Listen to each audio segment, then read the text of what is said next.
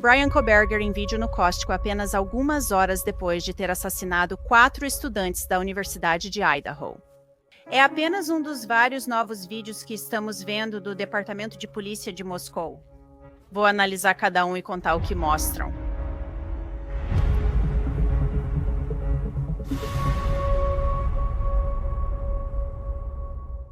Bem-vindos ao Crime Fix, sou Anjanette Levy. Brian Koberger está há 2 meses na instituição de máxima segurança de Idaho, cumprindo 4 prisões perpétuas consecutivas. Ele admitiu ter assassinado Maddie Mogan, Kaylee Gonçalves, Shanna Carnottle e Ethan Chapin na casa da King Road em 13 de novembro de 2022.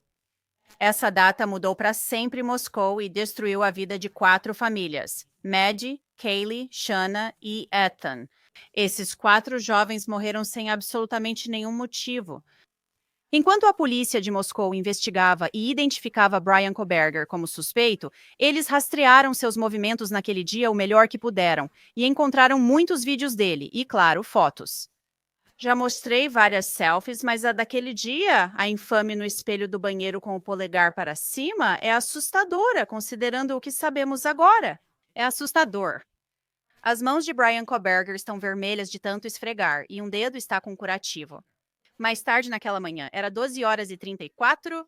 Em 13 de novembro de 2022, Brian Koberger, usando as mesmas roupas da selfie no banheiro com sinal de positivo, entrou no Costco em Clarkston, Washington, segurando uma bebida engarrafada. Ele encontrou um atendente que estava parado na porta porque no Costco você, claro, precisa mostrar sua carteirinha de sócio para entrar. Você não pode fazer compras lá a menos que seja sócio. Nós não sabemos exatamente o que ele está dizendo para a mulher ou o que ele esperava comprar, mas Brian Koberger estava procurando por alguma coisa naquele dia. Ele fica menos de 1 minuto na loja, pois não é sócio e não pode comprar. Vai embora. Às 12h36, o Elantra branco de Koberger sai do estacionamento do Costco.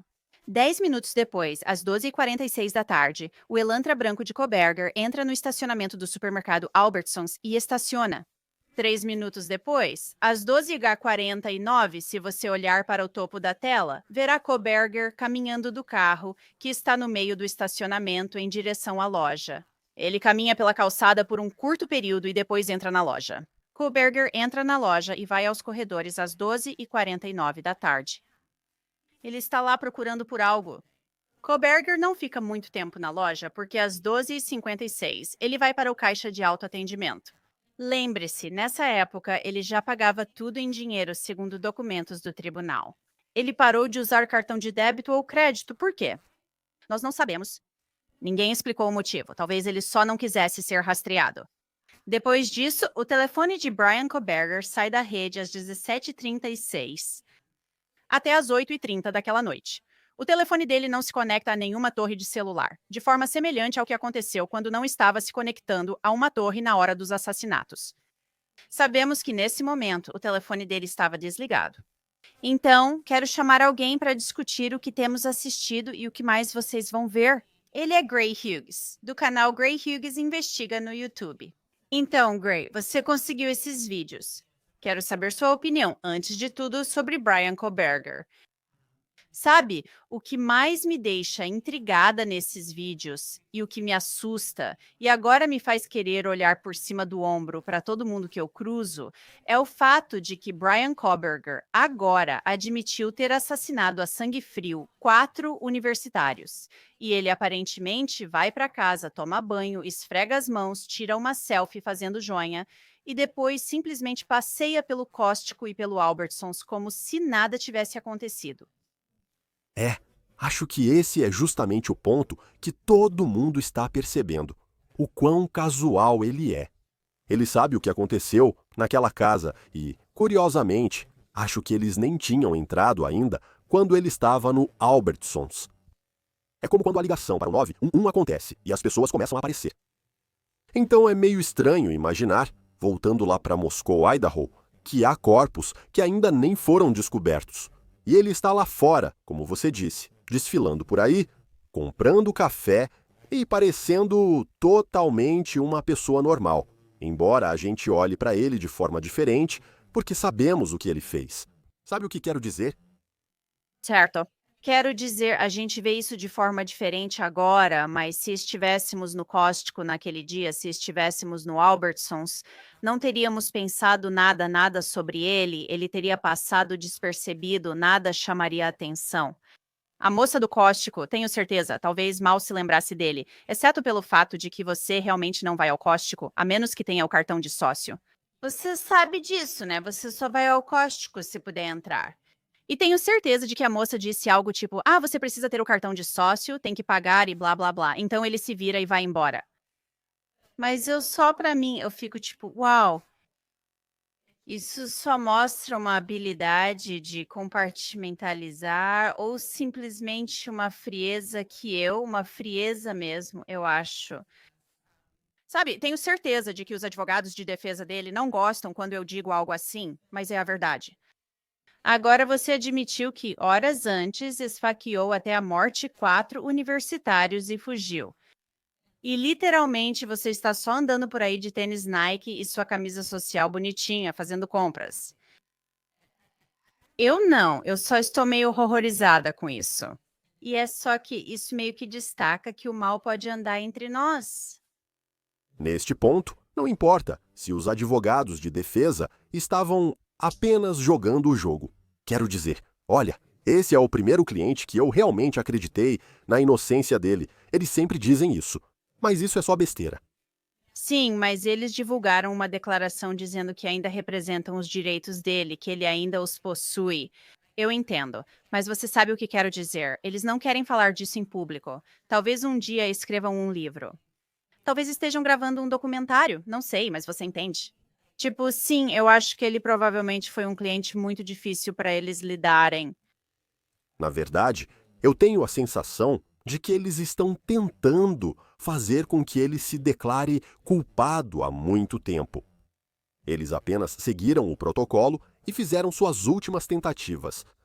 Todas falharam. Disseram: se quiser salvar sua vida, essa é a chance. Eles finalmente fecharam o acordo. Acredito que houve negociações com todos, inclusive a promotoria, por um tempo, apenas conversas. E então finalmente aconteceu. Sabe, eu ainda estou muito irritado. Acho que Bill Thompson definitivamente deixou, sabe, outros membros da família na mão, etc., por não conseguir, sabe, algum tipo de declaração de Koberger sobre o que ele fez e onde está a faca, etc. Mesmo que seja só para registrar, e não importa se ele pode mentir.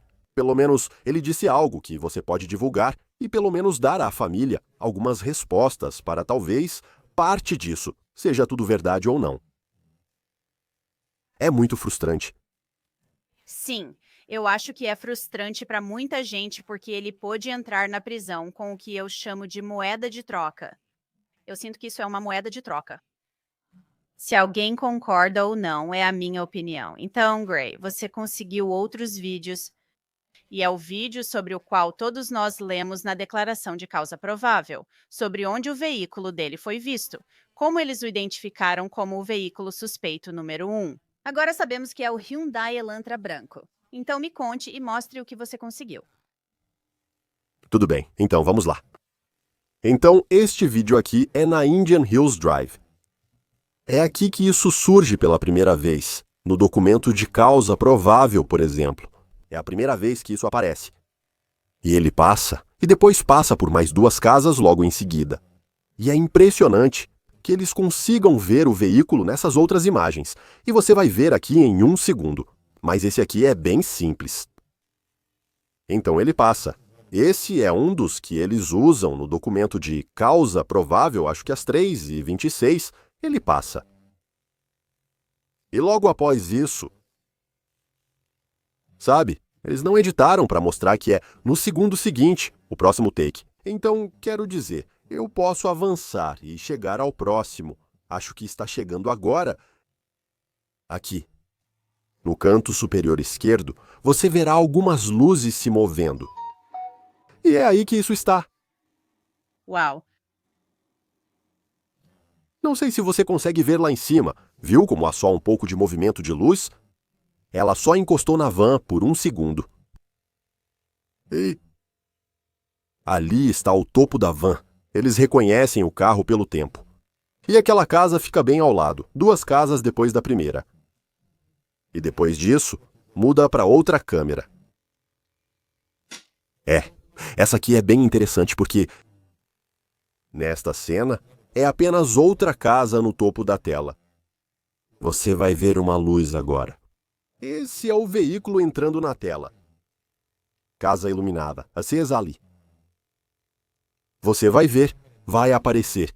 Se der zoom, o que não faremos, dá para ver a janela do Elantra. Mas demora, eles só dão um bloco de vídeo. Então te mostro tudo. Agora são 3h20. Está ali, olha. Pronto. Viu? Ele passou. Eles sabem que é o carro porque tudo se alinha no mesmo tempo. Então vamos passar para o próximo. Esse é no AMW. Bem quando está entrando, acho que é na Avenida Steiner, e indo para a área. Acho que é às 3h28. Não sei se você consegue ver. Foi bem louco. Está ali no canto superior direito. Eu vejo. Sim. E esse é o que mostra que está realmente sem a placa dianteira. Deixe-me só reproduzir isso aqui. Se olhar no canto superior direito e der zoom, verá claramente. É óbvio, não tem placa dianteira nessa imagem, mas estamos olhando as imagens completas da vigilância aqui. O que me impressiona é a rapidez com que conseguiram reunir tudo isso depois de pegarem ele. Nome conforme resultado do DNA. Do FBI. Acho que eles também trabalham de trás para frente. Então eles veem esse Elantra branco circulando pela casa. E aí meio que voltam no tempo, fazem uma varredura na área e depois expandem a busca. É impressionante que tenham achado as imagens da câmera da Indian Hills Drive. Sabe, porque isso é bem longe, tipo, quase 2 quilômetros de distância, numa rua meio aleatória. Então vamos para o próximo aqui. E essa é a Ridge Road, então é bem quando ela está entrando na área. Vou te mostrar onde fica isso. Então, aquele AMW estava bem aqui. Ele acabou de passar por esse cruzamento agora mesmo, quando vimos, sem placa dianteira. Isso é relevante porque na Pensilvânia não é obrigatória a placa dianteira, e o veículo de Kohberger aparentemente não tinha uma. Na cena seguinte, vemos ele passando aqui. Estamos chegando perto da cena do crime, que é bem aqui. E ele dirige nessa direção, entra na Avenida Taylor e depois vai para a área. Este prédio possui 2 câmeras, uma para este lado e outra no lado norte. E elas são simultâneas uma à outra, então eu meio que mostro cada uma delas separadamente. Aqui está a primeira, está passando de carro. Essa câmera realmente registra isso. A cena é louca, mas aí vem ela. E então, você pode vê-la através das árvores, enquanto faz uma curva para depois entrar na Avenida Taylor. E o que é isso? É bem aqui. Essa é a curva. Então essa câmera provavelmente está filmando mais ou menos assim. E ela faz aquela curva. E você não consegue ver, mas ela acaba virando à esquerda ali. E esse é o vídeo que já está disponível ao público. A Linda Lane. 1320 Linda Lane. E passa por aqui. Vou adiantar, porque ela não passa por aqui por um tempo. Bem aqui por perto. Aqui está. E ali o veículo. Às 3h20, 9h48, passando ali. E depois disso, ele entra no complexo, como eu chamo, sabe? O 122, King Road, onde está a câmera. Ele entra lá e... Não mostraremos isso, porque não é novidade. Já isto é uma filmagem nova. Este é o Paradise Drive. Então vamos reproduzir isso de novo aqui. Você pode ver o veículo. Esses também são vídeos simultâneos. Então, há outro vídeo logo depois deste que mostra exatamente o mesmo momento na mesma casa. Então aqui está bem aqui. E você pode ver os sensores de movimento, as caixas verdes. E lá está ele passando de carro. Então, onde isso está aqui é só para as pessoas entenderem o que estava acontecendo. Depois que o veículo entrava no condomínio, ele saía, dava a volta, Passava por esses bairros aqui atrás e depois vinha até a Willanta Drive aqui. E é bem aqui que estamos vendo isso. Ele desce, vira à direita e segue nessa direção. E é esta casa bem aqui que tem aquela câmera. Então, acabamos de ver ele passar assim. Nas próximas imagens, você verá o carro descendo e fazendo um retorno. Então ele vai descer e fazer um retorno aqui em cima. E é muito interessante porque você pode ver no topo do carro o reflexo que mostra que ele faz o retorno. Então preste atenção nisso. Veja como ele entrou ali. Olhe o topo da caminhonete e repare na luz. Está vendo ela subindo? Isso mostra que ele está voltando e repete às 3h48. Você consegue até ver um pouco o carro em si. E então ele vira e sobe, e aí está aí a luz do retorno subindo de novo. É bem interessante. Quero dizer, é legal que eles conseguiram perceber esses pequenos detalhes assim. E então, às 4h01, lembre-se, depois de ver o entregador do DoorDash, o veículo saiu. Não entrou no condomínio porque, você sabe, Koberger viu que o entregador do DoorDash estava lá. Ele dirigiu bem devagar, bem aqui. E então, ao invés de entrar no condomínio, ele deu toda a volta assim. E a única vez que ele fez isso, e então ele passa pela casa bem aqui. Antes, essa câmera o flagra na esquina. Então ele passa bem na frente. É uma visão perfeita do Elantra. Foi assim que determinaram que era um 2014 a 201. Foi assim que eles conseguiram determinar que era um veículo de 2014 a 2016. Você vai ver os faróis descendo por aqui em um momento e fazendo a curva. Bem aqui. Então você pode ver no fundo ali. Não entendo por que meu celular não para de apitar. Eu vejo bem ali. E então, olha esse lance bem aqui. Assiste isso. Olha isso. Esse é um lance claríssimo, claríssimo. Quero dizer, é incrível. E ele está dirigindo por aí. E essa é a aproximação final dele ao complexo, onde ele entra, faz aquela manobra de 3 pontos algumas vezes, e então estaciona, entra e comete os homicídios. E depois, isso é mais tarde. Então, após os homicídios, ele faz aquele longo trajeto de volta para casa. Você vê a causa provável. É quando ele está voltando para Pullman. Ele passa dirigindo aqui, acho que é a Avenida Johnson. E você vê ele bem aqui. Aqui está o veículo passando. E então ele é captado por uma câmera de posto de gasolina logo ali na esquina. Então você pode até ver. Olhe no canto superior direito. Aquela câmera mostra ele. Você consegue ver. Veja, no canto superior direito, ele dirige e está prestes a virar à direita para entrar na Avenida Johnson.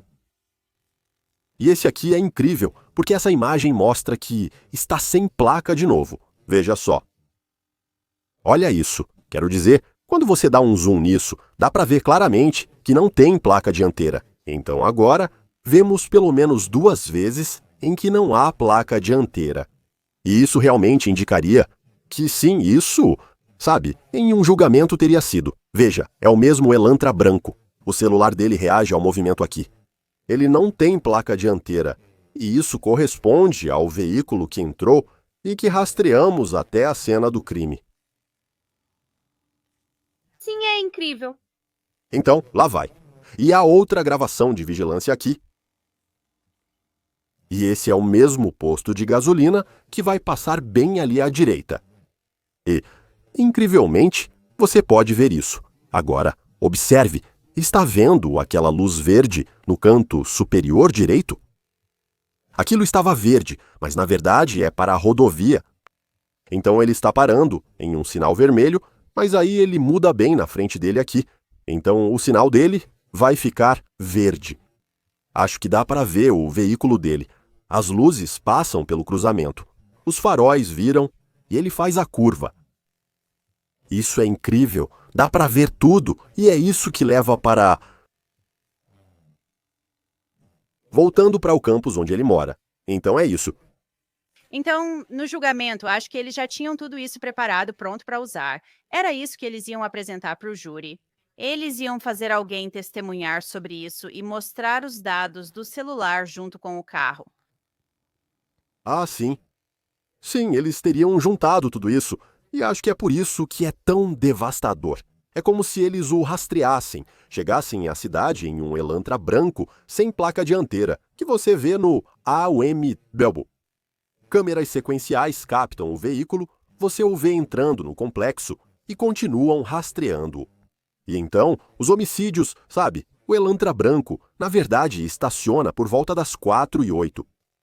E então, entre 4h08 e 4h20, acho que é mais entre 4h13 e 4h18, é quando ele entra na casa e mata as 4 vítimas. Então ele sabe, sai, vamos dizer, às 4h18, ele está saindo da casa. E às 4h20 e 47 segundos, ele está saindo em alta velocidade. Ele liga o telefone perto de Blaine e eles rastreiam o celular dele, coincidindo com o Elantra branco, retornando a Pullman. Está sem placa dianteira de novo. O DNA dele foi achado na bainha da faca, na cama de Madison Mogan, com Kylif Gonzalez. Então é só... Muito, muito incriminador. Ele não tinha chance. Por isso, o advogado disse que ele provavelmente pegaria a pena de morte. Sabe, ia depender só de um jurado resistir ou algo assim, para talvez não darem isso para ele, sabe? Gray, obrigado por vir e nos guiar neste vídeo. Como sempre, agradeço. Bem, obrigado por me receberem. Esses são só alguns vídeos divulgados pela polícia de Moscou. Outros podem aparecer, fiquem atentos. Este foi o episódio de Lei e Crime. Sou Anjanette Levy. Obrigada pela companhia. Até a próxima.